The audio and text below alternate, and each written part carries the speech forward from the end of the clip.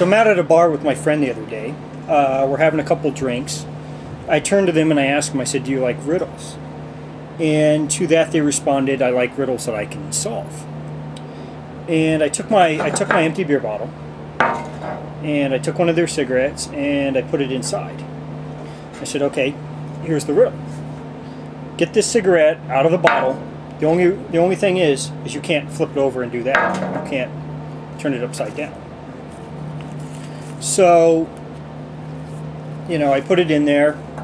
They're like, what the hell? What are they going to do? They look at it. They tell me that they don't know. They don't know. I turn to them and I say, well, all you have to do is put in water.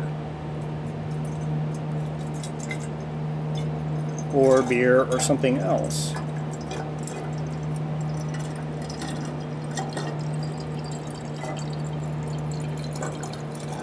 And the cigarette will begin to float to the top.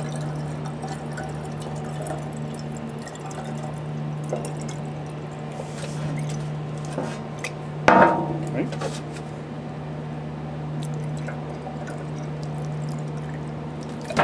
Like that, right? Okay, that's one way, right? That's one way that you could have solved that. Let me get the water out.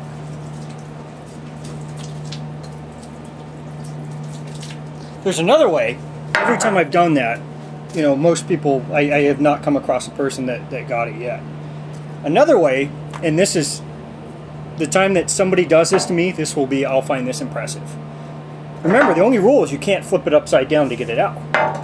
Right? I didn't say you couldn't break it. Got the cigarette. So why am I doing this? Why am I sharing this? Why am I telling you about this? This bottle with the cigarette inside is an analogy for people talk about outside the box thinking. They talk about when you're inside your box, you have to get outside in order to find solutions. The bottle is your box. Getting the cigarette out of the bottle without flipping it upside down is the problem. The only rule I said is that you can't flip it upside down. I didn't say that you couldn't fill it with some sort of fluid so that it would float up. I didn't say you couldn't break the bottle. I didn't say that possibly you couldn't stick tweezers or something inside to pull it out.